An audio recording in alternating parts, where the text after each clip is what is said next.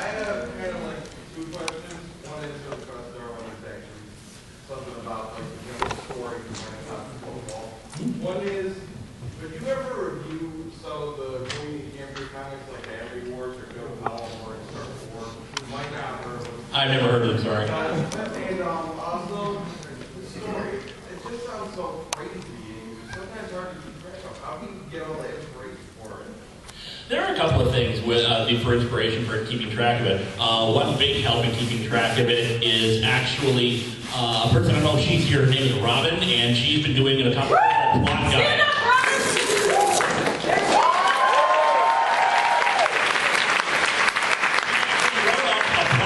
On the fourth wall, which explains every episode that has storylines in it. It's on Tumblr right now.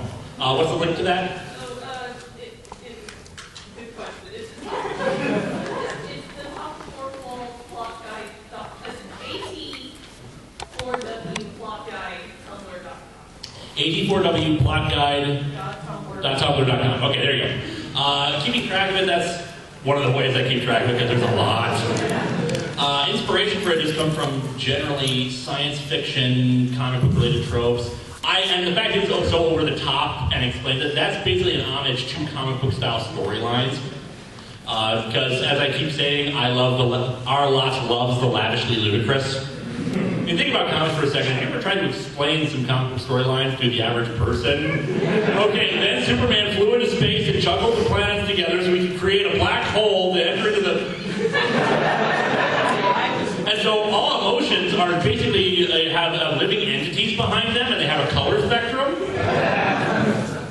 But yeah, that's basically inspiration for it. And actually, if you look at every single major storyline that have happened, it tends to be based around a franchise. The first one was based around Power Rangers, the second one was Doctor Who, the entity storyline was Pokemon.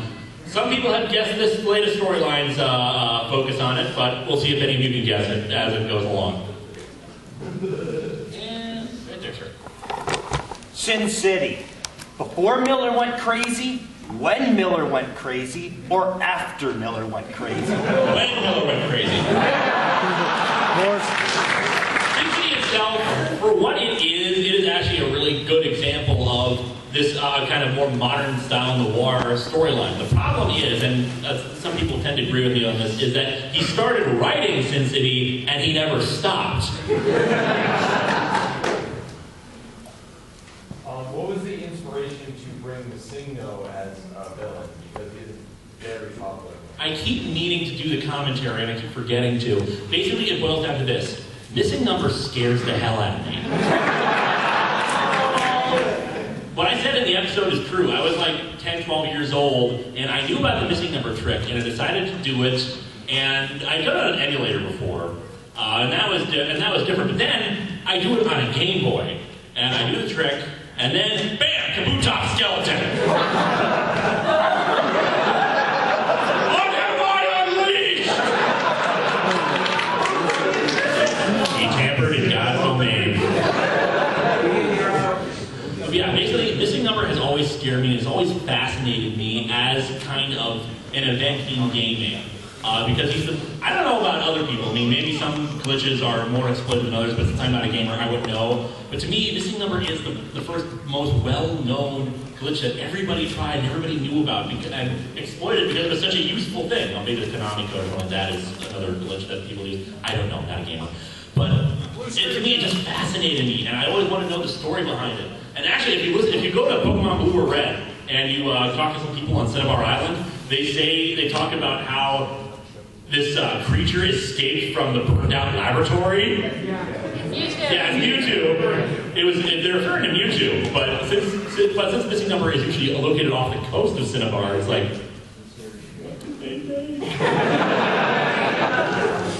And so and the entire point of the storyline was, how can I take this thing, which is kind of goofy and kind of funny in that way, and how do I make it scary? Make it a Lovecraftian horror. Which many people have said is not really all that Lovecraftian, but I tried.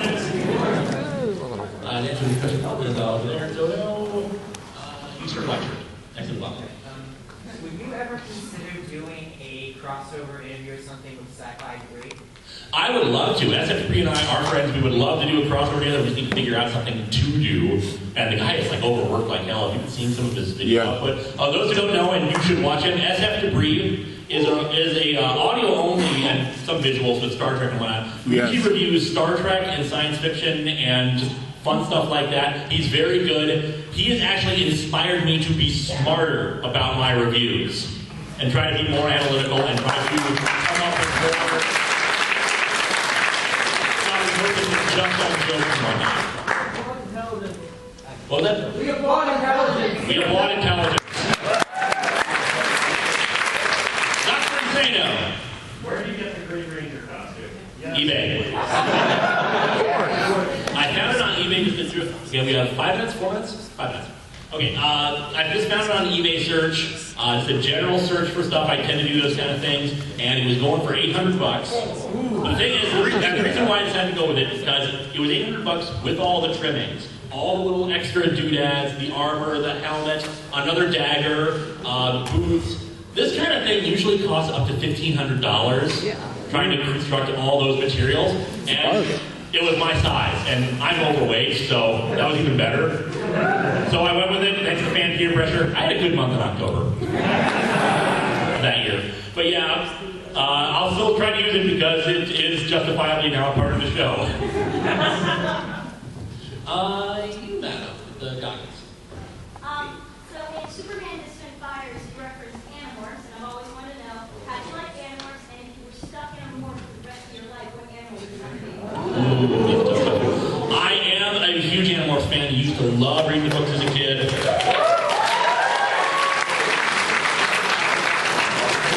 The Star Trek II Wrath of Khan review. Someone pointed out, why didn't you mention that it was kind of like yours? And I was like, damn it! That's why I inserted the joke in the issue 2. What would I be trapped as? Probably a bird.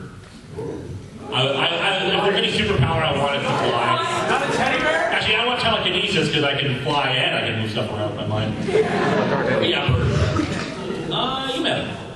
Alright, first of all, do you think that Missing Note is scary? Try the creepypasta horror stories. I've read some of them. I drew a lot of inspiration. I read several creepypasta stories. One that I always love, Candle Cove.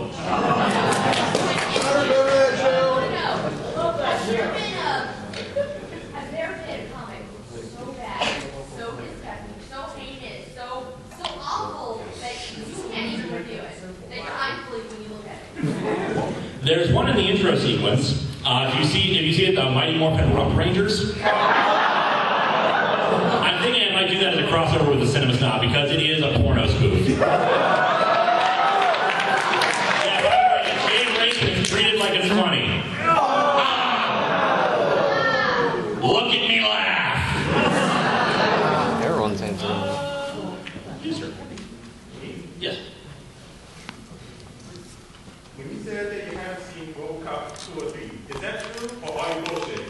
I haven't seen RoboCop 2 or 3. Wow. I've seen RoboCop 1. RoboCop 1 is awesome, and I want to see RoboCop 2 or 3. Actually, I did see parts of RoboCop 3 back when I was a little kid. Tone 9 has the best catchphrase. Tone 9 has the best catchphrase. What is it? You are now dispatching a police car. Eat lettuce, sucker. Genuine people personality. Anyone in this row? Cosplayer with me. I was going to ask this. You have a magic gun. Where did you purchase it? Renaissance Festival. Now, in story, you'll see. I will hint at this. After this current storyline concludes in February, the next storyline has to do with lots of magic guns. Yes! And some of the origins for how Linkara has Star Trek and Doctor Who tech and all that fun stuff. And where and all of the little doodads there. ABGN. Would you ever review the comic Atop? It's something like that is hard to do because it's so tongue-in-cheek already. Yes. I haven't read it, but I heard about it. So we'll see. Haven't decided yet. Not necessarily a no. Green shirt in the back. Actually, two small questions. One, I have a comment for you. Where would be the best place to give that to you? Just gonna give it to me after the panel. And two, Richard, back there. During your review of the comic #1, you said that you watched a lot of stuff from the early 90s, like Power Rangers, of course, Batman Animated Series, Pokemon, Digimon, that sort of stuff. What are some of your favorite shows from that time? Oh, pretty much what I basically listed from that. Animaniacs, Pokemon, Digimon, the 90s animated Spider-Man series. Love that show. The great thing about that series, and why I tend to like it over a lot of the other Spider-Man series, including the movie, and we have 1 minute left, so I'll take one question after this, is that they actually got down that Spidey is witty, and he has banter, and he's jokey, and he's good like that. All right, we'll take one more question, then we gotta end. Not really moving past that. Black shirt in the middle there. You, sir. Yeah. The goddamn Batman. Yeah, the goddamn Batman. Would you consider reviewing the Caligula comic with the Sinnoh one? Oh! The 3rd anniversary. I can't remember who gave it to me. Maybe Bennett? I don't remember. But someone gave it to me. And yes, I would definitely consider reviewing that. And I think that's it for us. So